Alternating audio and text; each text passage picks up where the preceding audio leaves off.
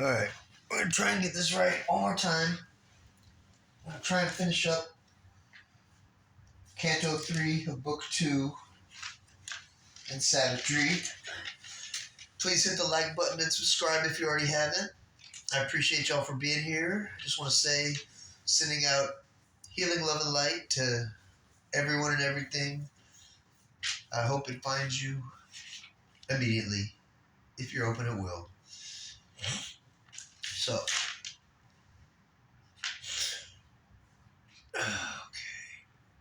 I think we're going to start at 460 on page 129, Canto 3, The Glory and the Fall of Life. And still it keeps the habit of its birth. A dire duality is our way to be. In crude beginnings of this mortal world, life was not nor mind's play nor heart's desire. When earth was built in the unconscious void and nothing was save a material scene, identified with sea and sky and stone, her young gods yearned for the release of souls, asleep in objects vague, inanimate. In that desolate grandeur, in that beauty bare, in the deaf stillness mid the unhealed sounds, heavy was the uncommunicated load of Godhead in a world that had no needs, for none was there to feel or to receive. This solid mass which brooked no throb of sense could not contain their vast creative urge. Immersed no more in matter's harmony, the spirit lost its status quo repose. In the uncaring trance it groped for sight, passioned for the movements of a conscious heart, famished for speech and thought and joy and love. In the dumb insensitive wheeling day and night, hungered for the beat and yearning of response, the poised inconscience shaken with a touch, the intuitive silence trembling with a name. They cried to life to invade the senseless mold, in a brute forms awake divinity, and in brute forms awake divinity. A voice was heard on the mute rolling globe, a murmur moaned in the unlistening void, a being seemed to breathe where once was none, something pent up in dead insentient depths, denied conscious existence lost to joy, turned as if one asleep since dateless time, aware of its own buried reality, remembering its forgotten self and right, it yearned to know and to aspire, to enjoy, to live.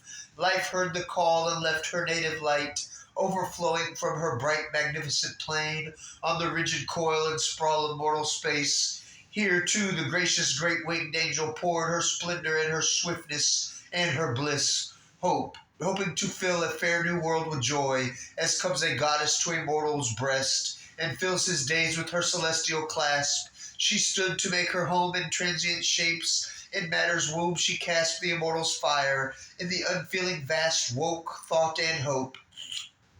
Smote with her charm and beauty flesh and nerve, and forced delight on earth's insensible frame, alive and clad with trees and herbs and flowers. Earth's great brown body smiled towards the skies.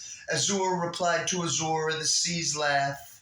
New sentient creatures filled the unseen depths. Life's glory and swiftness ran in the beauty of beast. Man dared and thought and met with his soul the world, but while the magic breath was on its way, before her gifts could reach our poisoned hearts, a dark, ambiguous presence questioned all.